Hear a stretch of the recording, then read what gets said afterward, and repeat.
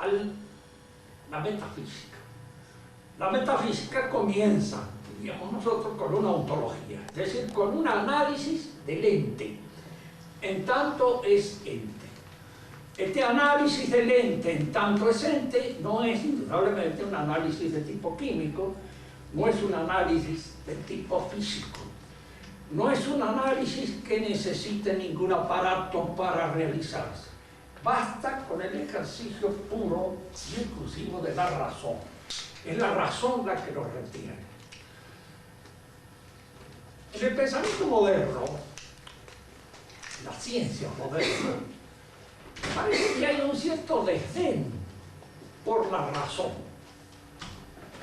Se tiene más en cuenta lo que es puramente observable, visible, sea a ojo desnudo o sea a través de los distintos aparatos que me entregan la observación de los fenómenos en sus distintas dimensiones. Pero hay una tendencia a desdeñar el uso de la razón.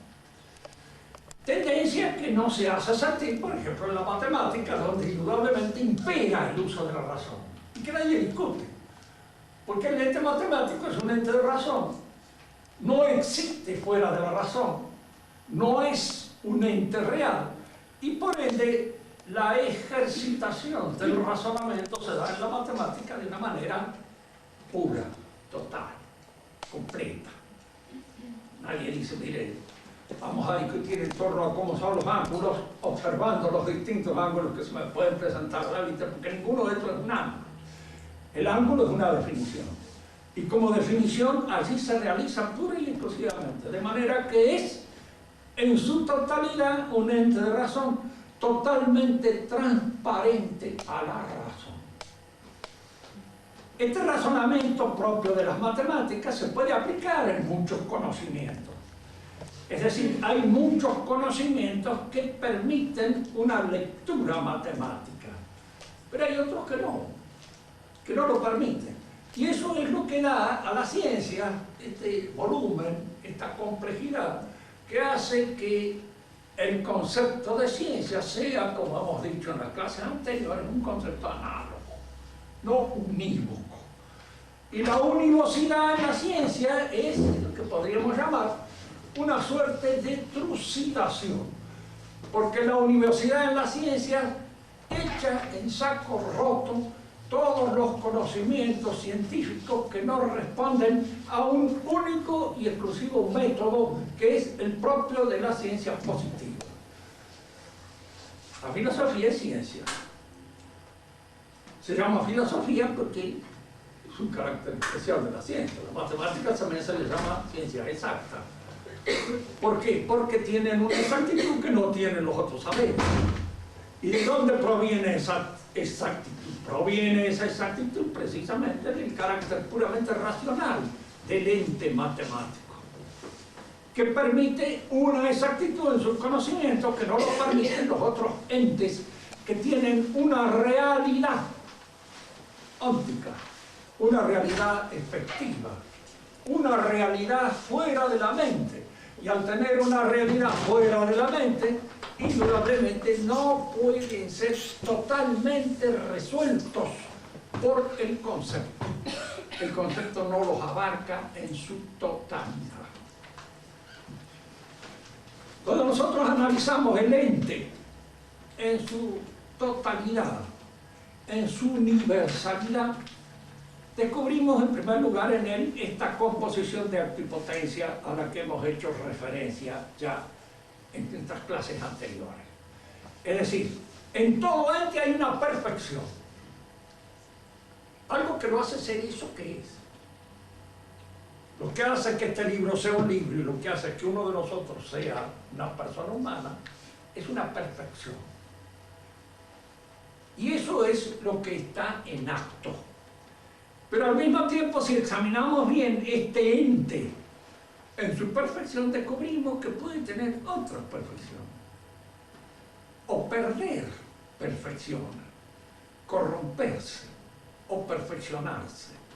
Esta posibilidad de corromperse o de perfeccionarse es lo que hace que el ente sea también en potencia. capacidad. Capacidad para corromperse, capacidad para perfeccionarse. Y esto se encuentra efectivamente, realmente, en el ente concreto, en todo ente. Porque en todo ente nosotros descubrimos una perfección que lo hace ser eso que es, y al mismo tiempo una serie de aptitudes, de capacidades, que nos permiten descubrir cosas en él. Si, por ejemplo, puedo decir, veo a un hombre y decir, aquí nosotros encontramos un individuo que tiene talla para hacer tal o cual cosa. Podemos utilizarlo en esta o en esta otra tarea. Yo descubro en él una aptitud.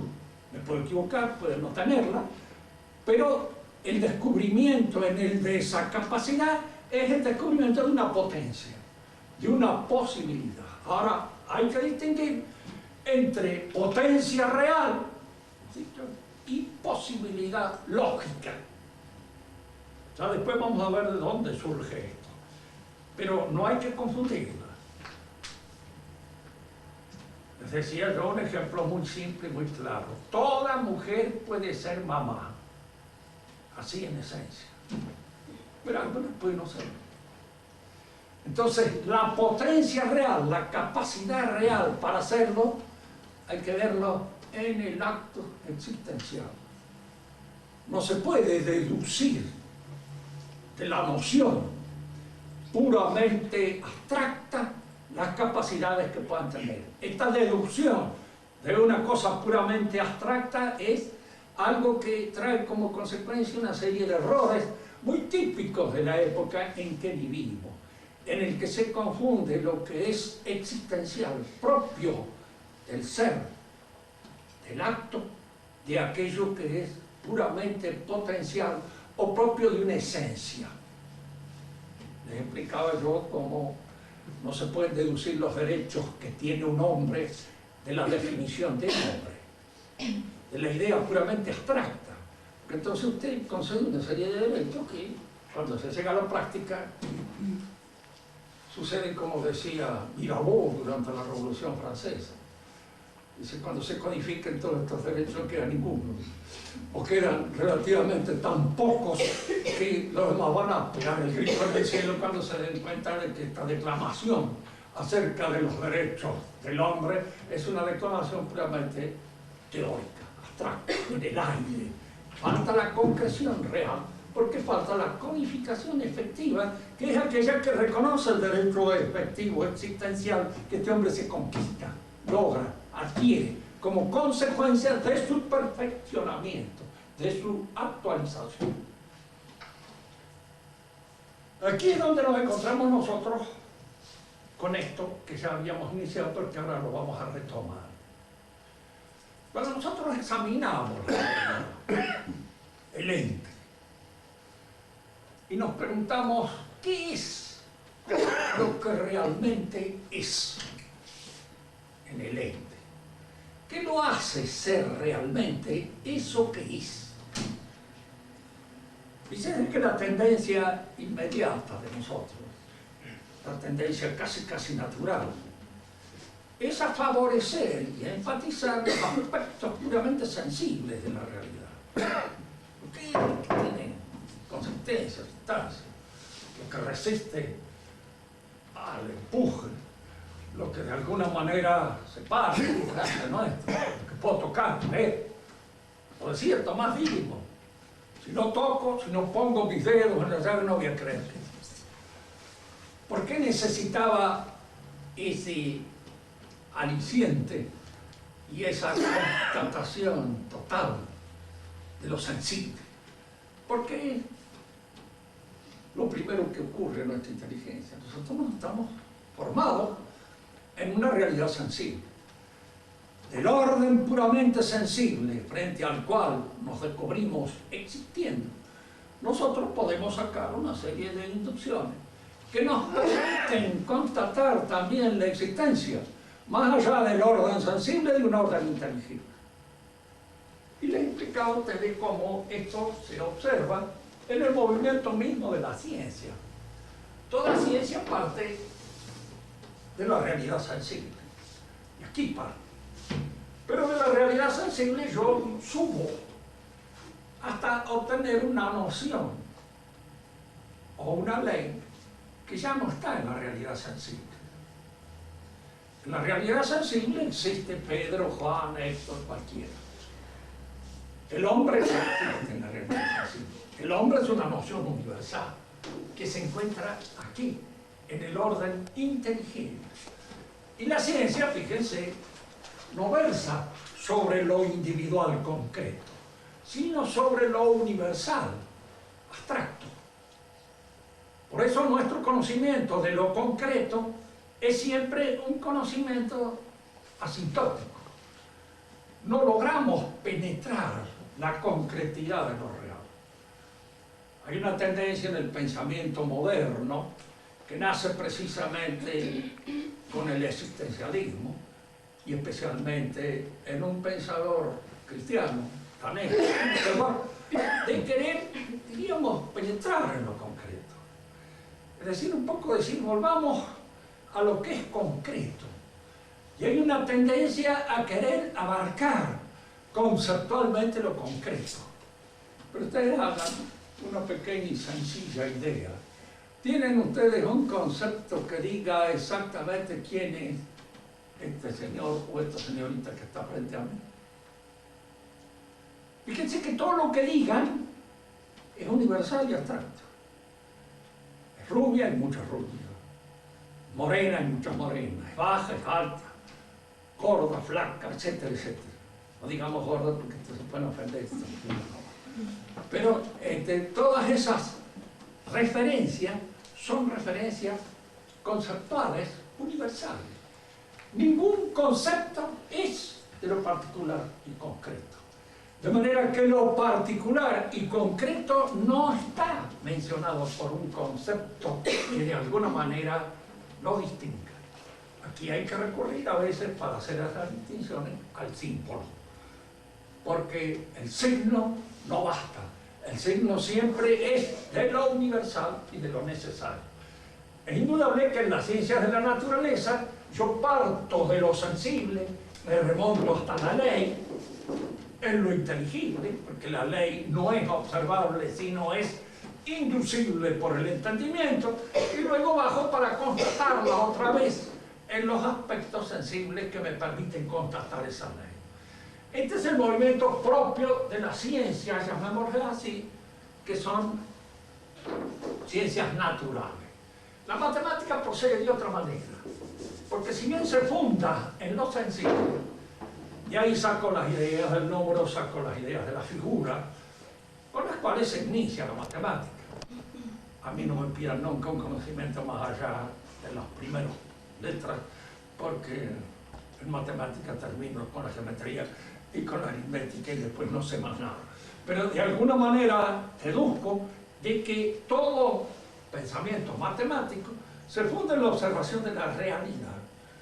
En la realidad yo veo triángulos, más o menos triángulos.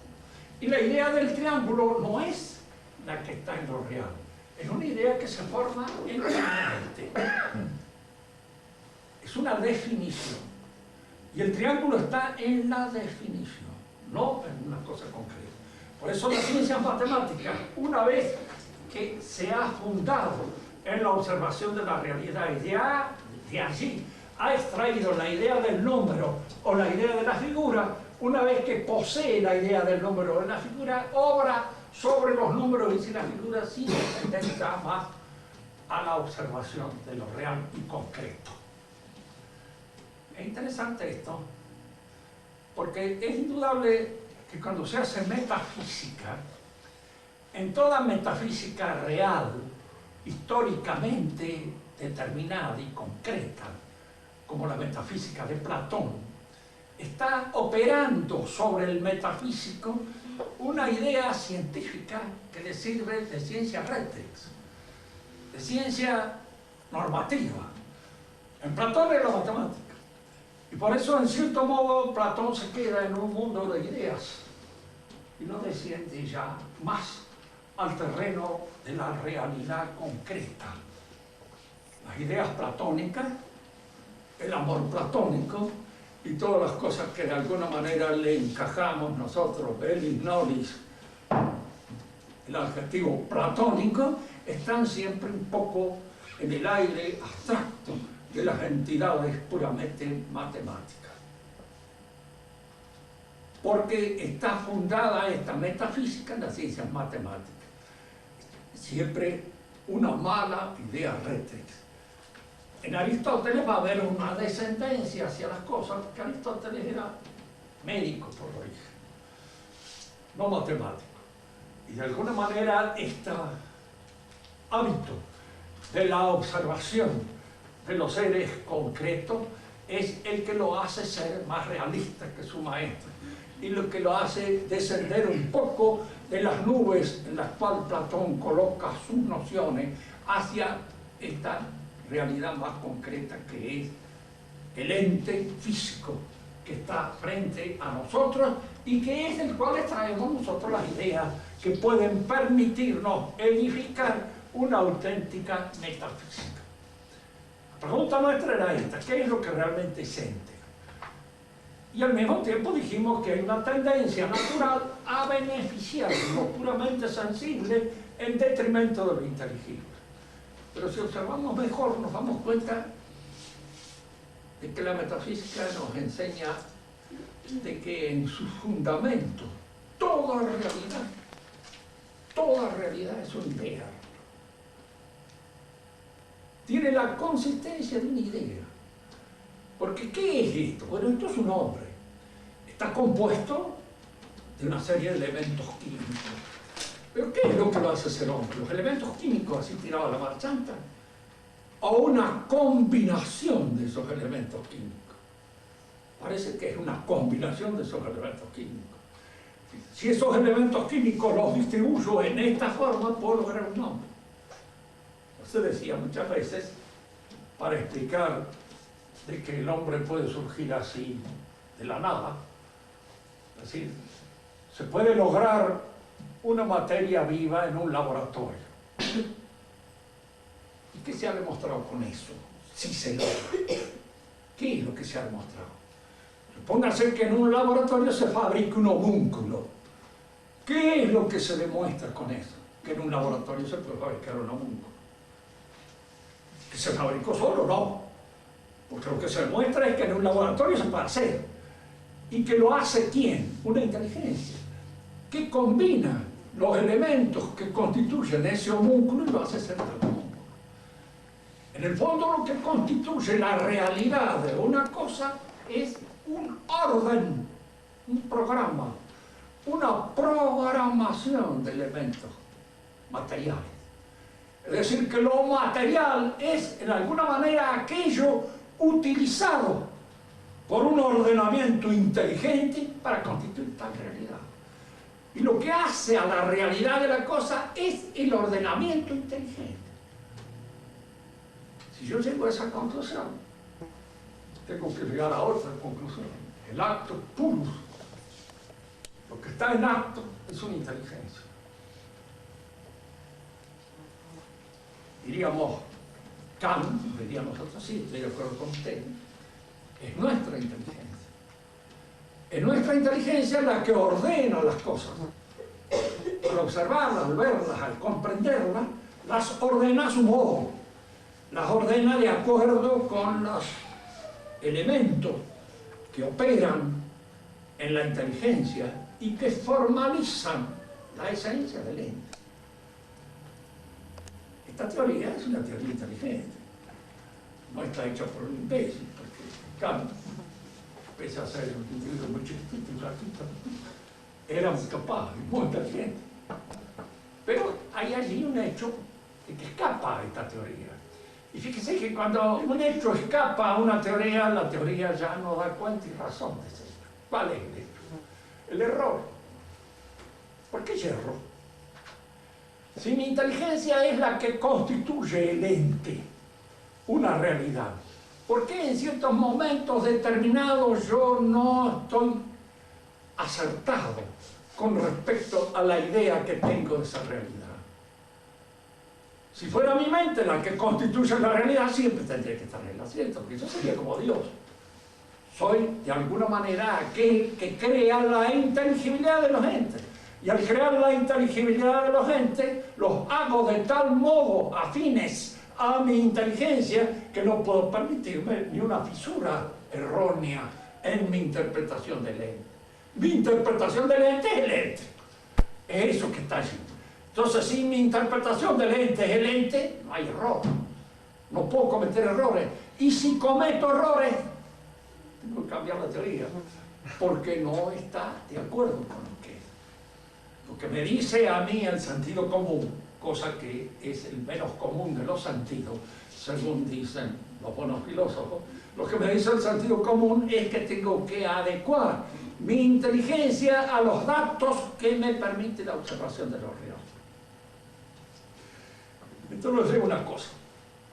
Esta ciencia que estamos nosotros metiéndonos, que se llama la ontología, al observar lo que realmente es un ente, me está llevando a algo que está más allá del orden físico. Me está llevando a un orden metafísico, más allá de lo físico. El término no fue inventado como una designación de esta ciencia. Aristóteles le llamaba a estas ciencias en cuanto entraba en el terreno de Dios o del acto puro, le llamaba teología, pero una teología natural. Metafísica se la llamó un poco accidentalmente, porque alguien colocó los libros en que Aristóteles trataba de la teología detrás de los libros en que trataba de física. Y entonces le llamaba ta metafísica, los que están detrás de la física. Y se quedó, pero el nombre es lindo. Y de alguna manera, diríamos así, tuvo éxito para designar esta suerte de razonamiento que me permite, a partir de la realidad concreta, entrar en la posibilidad de señalar una realidad más real, más acabada, más completa, que está por encima de esta realidad material en la cual nosotros nos movemos. Y esto es el acto puro. En la próxima clase nosotros vamos a hablar de la distinción de esencia y de existencia. Vamos a ir anticipando algo acá, sobre todo anticipando una noción que quiero afinarla bien para que entre en nuestra cabeza. Está muy de moda actualmente, y sobre todo dentro de la filosofía atomista, que es la noción de participación. La palabra participación en castellano tiene dos sentidos. Siempre cuando entramos nosotros en los términos, recuerden esto, en filosofía, el que habla un idioma que no es el idioma corriente, usual, es un macaneador. Está inventando cosas que no son. Hay que hablar el idioma corriente y usual bien, porque es precisamente un idioma bien hablado aquel que permite conocer la mayor parte de los conceptos propios de la filosofía. Participación en castellano común tiene dos acepciones fundamentales. Participar es ser parte de algo o tomar parte en algo. Es decir, que acá hay una diferencia bastante grande.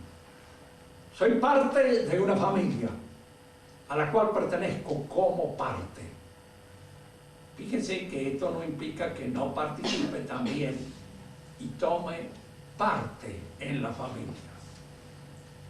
Vamos a empezar por aquello que es más físico, más inmediato. Soy parte de la familia, como esta mano es parte de mi cuerpo, parte de él. Y tomo parte en algo cuando participo de una realidad que puede ser física o puede ser espiritual. Cuando participo de una realidad física, cuando se reparte una torta de cumpleaños entre todos los que están aquí. Una parte para cada uno.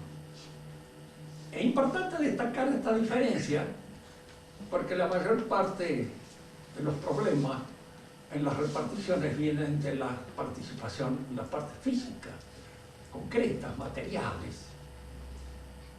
Si se reparte una torta y entre estos cumpleaños más chiquitos, se va a quejar. Si aquel se quedó con un pedazo más grande, se va a poner relativamente contento y va a tratar de justificar un poco por qué a él le toca más que a los otros. Buscar la justificación. Tomar parte es distinto, porque sobre todo cuando se trata de un bien espiritual. Ustedes participan de la lección que yo estoy dando. Esta lección puede dividirla alicuotamente entre todos ustedes. Cada uno de ustedes la traga así, en toda su integridad. Pero la forma en cómo cada uno de ustedes participa de ella es única, personal, totalmente de ustedes. Si todos vamos a un concierto, todos participamos en el concierto. Yo que soy sordo participo tanto en el concierto como otro que oye bien. Y quedo tan contento casi como el otro porque yo recibo mi parte. Hay algunas cosas que no las he notado, que no las he oído bien, pero me quedo contento, salgo bien del concierto, algo alegre, porque el concierto se ha distribuido en mí de una manera que satisface plenamente mi aspiración. Yo estoy con todo en el concierto.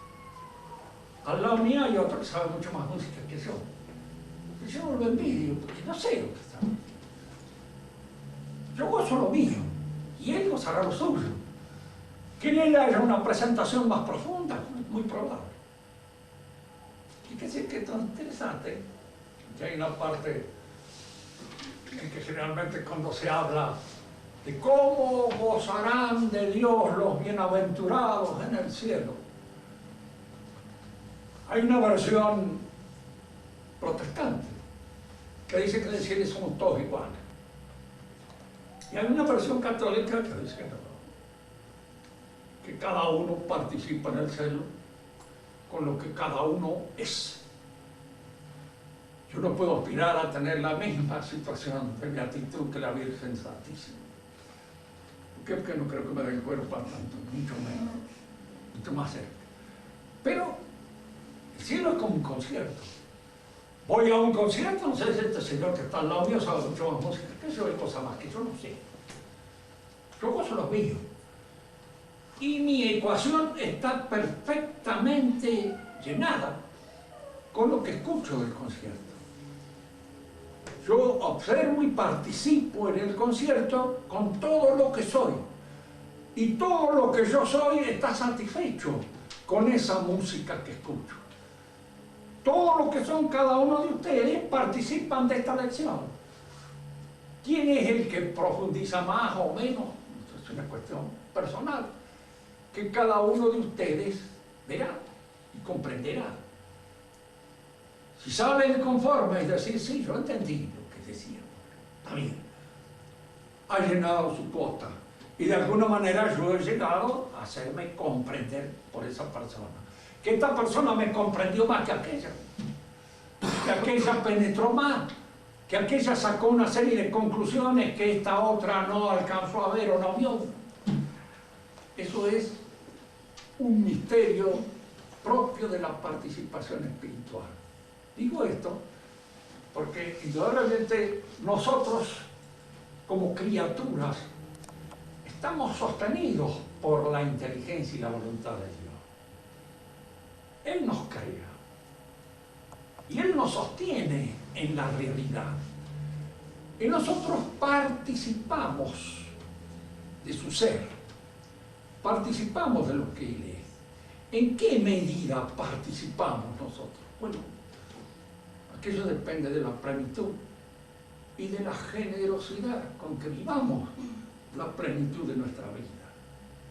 Porque hay gente que se refugia en sus placeres más chicos, más mezquinos, más reducidos, más puramente sensibles, y se niegan a entrar, diríamos así, en una corriente de generosidad que pone a veces en peligro su comodidad, que pone en peligro lo que constituye ese hábito de atenerse a aquello que me conviene, a aquello que me es útil en cada caso.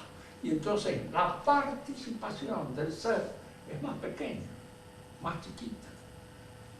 Digo esto porque ustedes por ahí se van a encontrar con filósofos, llamémosle con ciegos.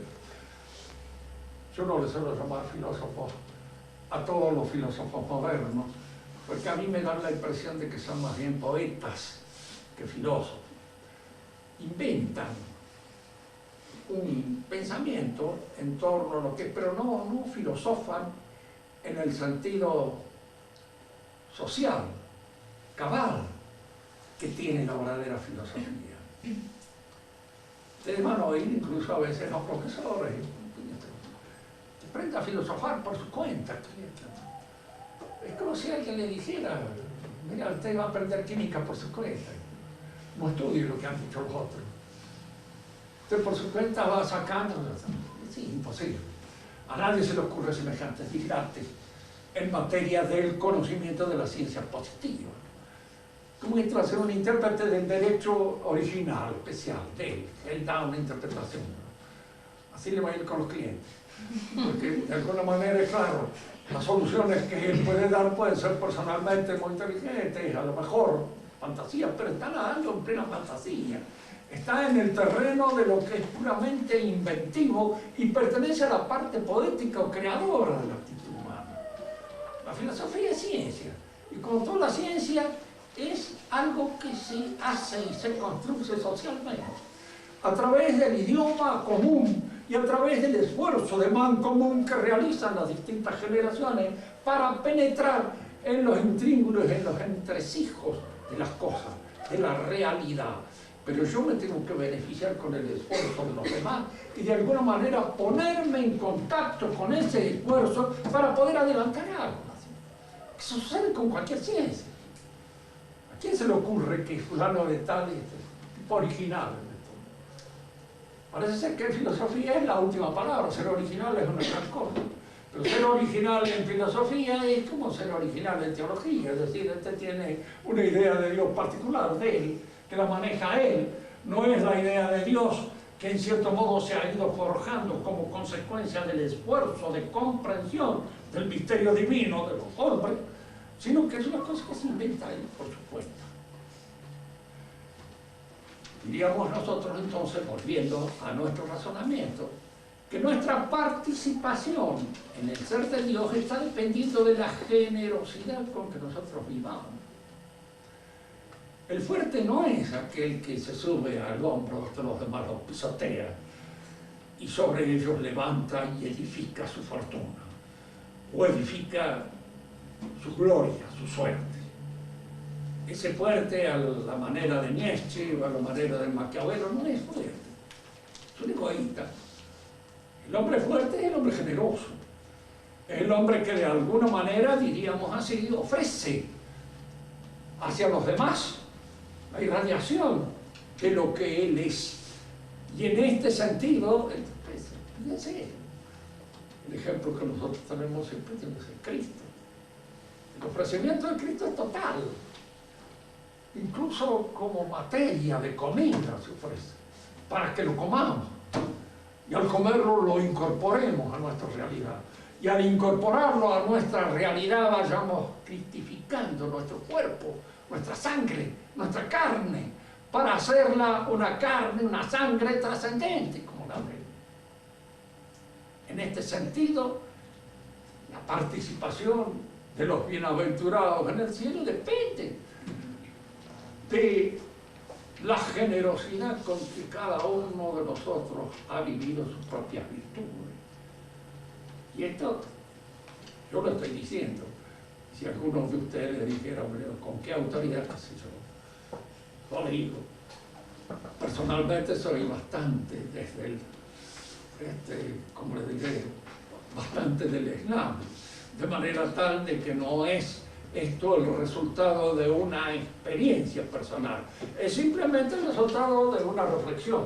Como resultado de una reflexión me parece adecuado, pero muchas veces somos más generosos en la reflexión que en la realidad concreta, de entregarnos a un sacrificio auténtico y cabal. El acto puro es Dios. En Dios no hay limitación de potencia. En Él no hay capacidad para esto o para lo otro. Por eso en Él tampoco hay tiempo. En nosotros hay tiempo. Digamos dos palabras acerca del tiempo para terminar la reflexión de esta noche. El tiempo real es ahora y nunca más. And nevermore. No decía así, poema de Edgar Allan Poe.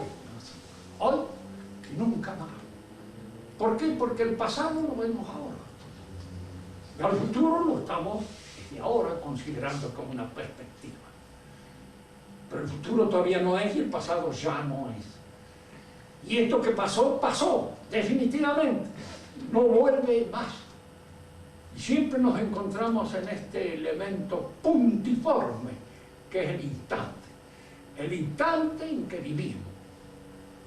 Fíjese que en el orden así de las civilizaciones hay tres actitudes frente al tiempo que son observables en tres pueblos diferentes, tres pueblos teológicos: el pagano, el judío y el cristiano. Para el pagano el tiempo verdadero, el verdadero tiempo es el que pasó. De manera que incluso todos los actos de su liturgia es revivir el mito de origen, es volver al principio. ¿Por qué? Porque en la mentalidad del pagano está actuando el recuerdo del paraíso. El paraíso fue el punto culminante de toda la vida humana. Lo demás es decadencia, lo demás es un venirse abajo, lo demás es esa especie de dispersión del tiempo histórico. Los griegos despreciaban el tiempo histórico, porque el tiempo histórico es el tiempo de la muerte. Es el tiempo en que el hombre se disgrega, en que el hombre se disuelve en la realidad. Por eso el griego llamará siempre a los hombres los efímeros. Y los efímeros son aquellos que viven y ya no son más como las hojas de los árboles. Es una comparación que está en Homero, en repetidas oportunidades. Un retorno al tiempo pasado, ese es el objetivo fundamental de la religión pagana. Fíjese que no hay en esto total falsedad. ¿No? Ya vamos a ver en qué consiste su falsedad. Pero hay un recuerdo del paraíso, hay un recuerdo de la edad de oro, de esa edad de oro que está en el sueño de Daniel, es decir, en el sueño de Nabucodonosor, interpretado por Daniel, y que está, diríamos, en Hesíodo y en los demás autores paganos que hablan de esta edad primitiva como una edad en la que el hombre era mucho más grande, más generoso, más total. En la Odisea leemos muchas veces este hecho. Héctor alzó una piedra tan grande que difícilmente la pueden alzar dos hombres de oro. ¿Por qué? Porque Héctor estaba más cerca de la edad de oro y por eso era más poderoso y más fuerte. Esto es cierto, podemos decir que históricamente no, pero era la forma de pensar típica del pagano. El que rompe esta idea de un retorno a una época primordial es el pueblo de Israel. Fíjense que hay que hacer una distinción siempre que nosotros tratamos en esta cosa entre lo que es el Israel del Antiguo Testamento y lo que es el Israel del Talmud o el Israel a partir del advenimiento de Cristo. Son dos cosas diferentes, distintas, porque en uno hay una expectativa. Algo va a suceder en el tiempo. Y entonces el israelita es el hombre de la esperanza, el hombre de la expectativa, el hombre que está a la espera de algo que va a venir, de algo que va a llegar, de algo que se va a producir en la historia más adelante. Yo creo que incluso en la mayor parte de los judíos actuales, a veces de una manera más o menos secularizada, sigue siempre predominando esta idea. son progresistas por naturaleza y creen en que el futuro les reserva algo mucho mejor que el presente. Y fíjense que esta manera de pensar tan carnalista del tiempo por venir se ha metido en casi todos nosotros. ¿Para quién gobierna el señor Menem? Para el año 2000, ¿no? O para el 2000 y pico, tal vez para el 3000, y en cuanto de que está gobernando para el 4000. Desgraciadamente no gobierna para ahora, que es donde debería gobernar, porque es lo que tendría que hacer, realmente y efectivamente. Es decir, este progresismo, esta esperanza puesta en el tiempo que va a venir, es una esperanza muy judaica, y que el judío ha transmitido, de hecho, a casi toda nuestra civilización. La ha impregnado de esta. El pagano es el hombre del pasado. El hombre para quien todo tiempo que ha pasado fue mejor. Y en cierto modo ese retorno al pasado es lo típico de la liturgia pagana. Revivir los mitos de origen, nacer con el mito, rehacer en el mito la fuerza o recuperar la fuerza original. El judío es el hombre del futuro, es el hombre que espera, es el hombre que espera el advenimiento religioso. Por eso rompe lo que podríamos llamar el círculo del eterno retorno de la forma de pensar pagana, que es circular. Rompe con un sentido directo, destruye ese círculo y lo reemplaza por una línea que va hacia el futuro. Lo importante está en el futuro, en lo que va a venir, en lo que va a llegar. El cristiano, diríamos, es el hombre para quien el tiempo mesiánico está ahora y nunca más.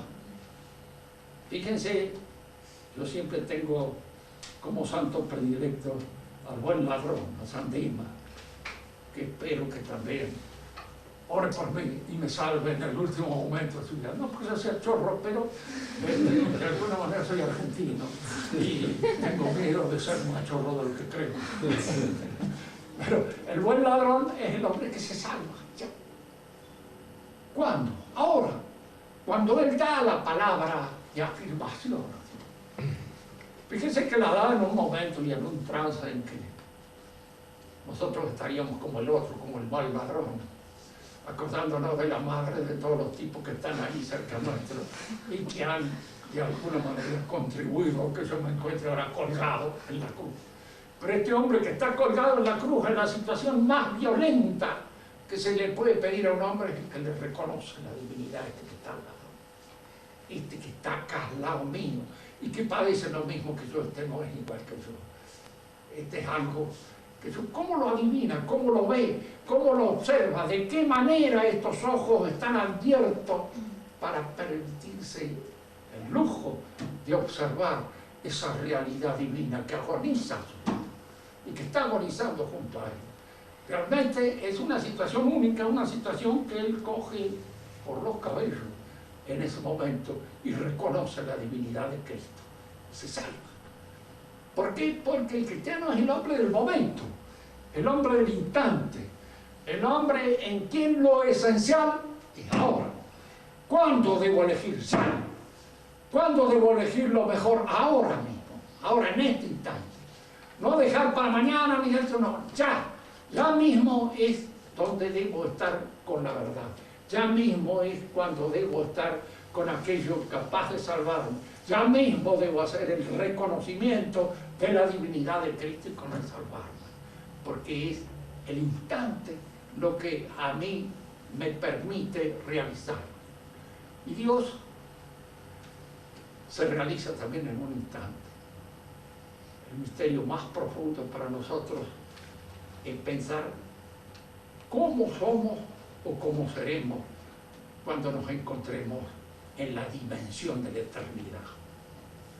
Porque eso es nada fácil de entender. Yo confieso que es el misterio que me supera en muchísimo. No logro entenderlo nunca del todo bien. Se habla del misterio de la eternidad como tal vez el más escalofriante de todos los misterios, pero el más escalofriante es este. porque es el más difícil de ver. Cómo este cambio de dimensión, este paso del tiempo a la eternidad será. ¿De qué manera será? ¿Cómo puedo yo llegar a ser feliz alguna vez en mi vida? Es un tema, diríamos, para meditar. Están las promesas de nuestro Señor Jesucristo. Es dogma de fe, de manera que nosotros tenemos que creerlo como discípulos de la Iglesia. Pero entenderlo, eso es difícil. Allí es donde nos encontramos siempre frente al misterio. La filosofía sirve para develar un poco los misterios en el uso teológico de las nociones filosóficas. Pero develar un poco y aproximar un poco al misterio no es descubrirlo en su totalidad misteriosa, porque esto nos ocurrirá más adelante, cuando nos demos cuenta. Y sepamos incluso quiénes éramos, porque por el momento ni siquiera conocemos bien el nombre que Dios nos ha dado a cada uno de nosotros. ¿Tiene alguna pregunta que hacer?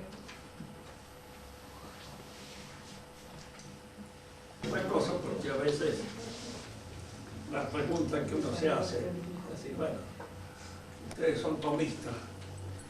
¿Por qué son tomistas? Porque tomamos ¿Qué es el tomismo? El tomismo es la filosofía. tomamos vino. Y la filosofía moderna no es filosofía, es poesía. Es poesía, alguna de muy buen calibre, interesante, linda, para aquel que trata de ver y de observar un juego intelectual. Pero a veces no es nada más que eso, que un juego intelectual. Jean-Paul Sartre, yo siempre se lo recomendaba a veces cuando tenía algún alumno o una alumna así que un poquito chiflado. Yo le decía, léalo a Jean-Paul Sartre, que es una invitación al vómito que le va a sacar la indigencia, si lo provoca. Y si no, le digo, que sé con Jean-Paul Sartre, así tira la chancleta del todo, total, más al suelo no se pasa.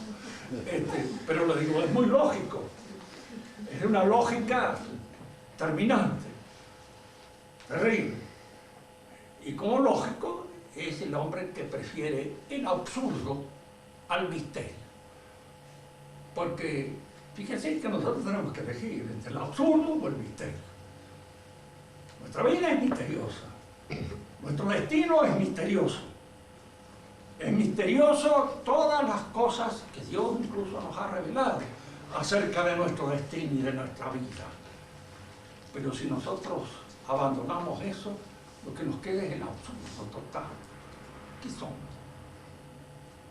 Este animal complicado, imbécil, que no hace nada más que arruinar incluso hasta sus instintos, los echa a perder por culpa de esa imaginación alocada y chiflada que entra en contacto con todo el dinamismo de su instintividad y la arruina. Es la cosa absurda. Cuando uno lo pone frente al absurdo, es una cosa así.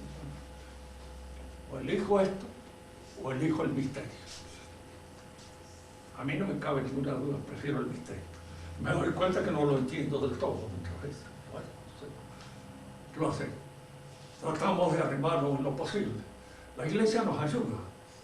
Y la Iglesia misma es un misterio.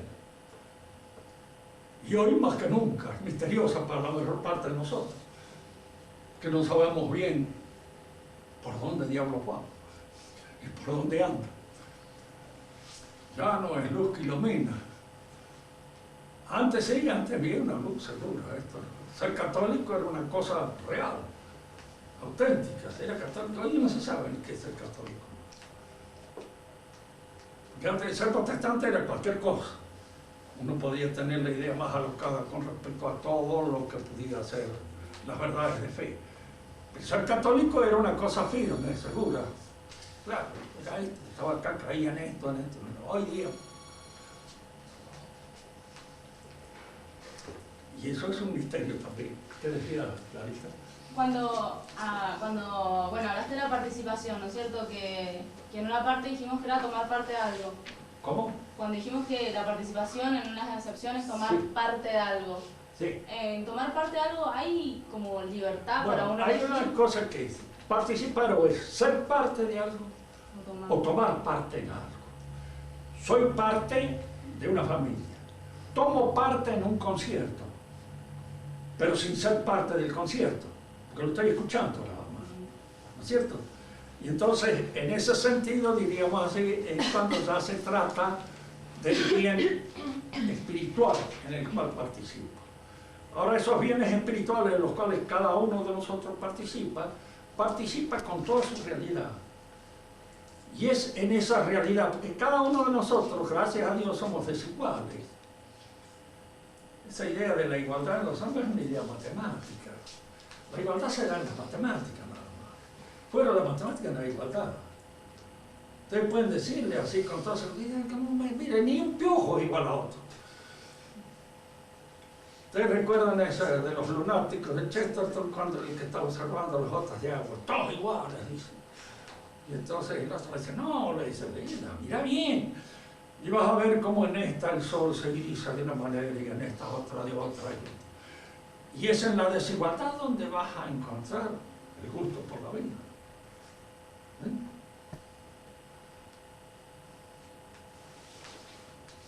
Yo siempre me acuerdo de cuando de Foxar, cuando fue a su país, y se encontró allí con un mexicano que era León Mahusar. Y entonces diríamos así, era una gran pelotera que se arma por ahí, que parece son muy aficionados. Pero unos cuantos matan a unos cuantos, entonces le dice el mexicano, es que en este país somos todos muy machos, y en España, no, dice Mahusar, no, mitad y mitad, pero nos divertimos mucho.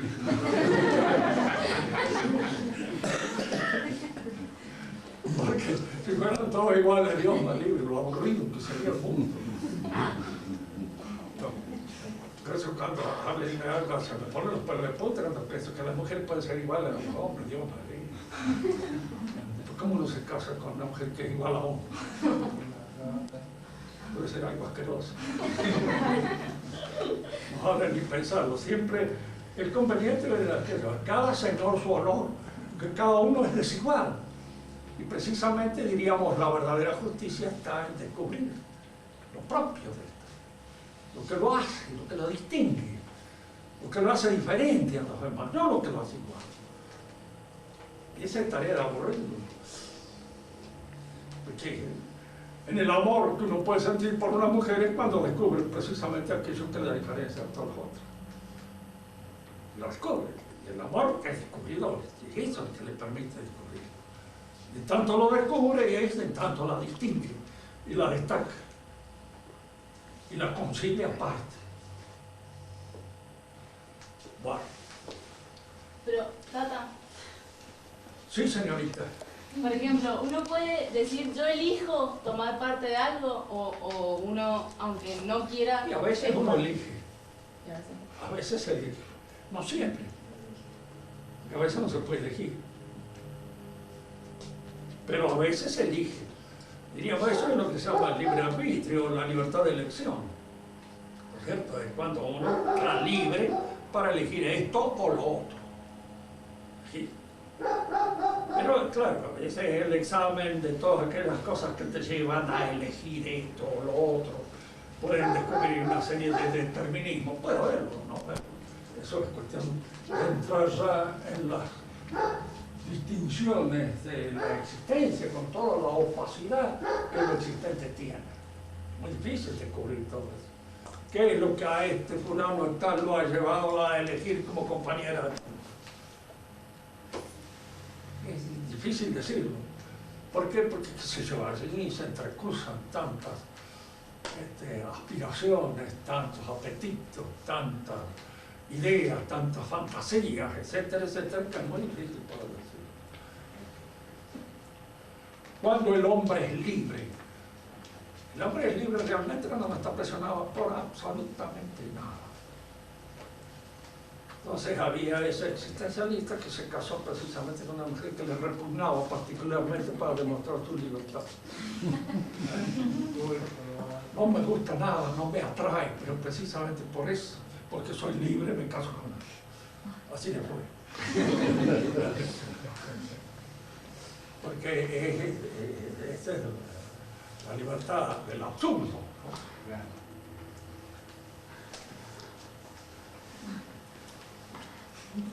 Muy bien.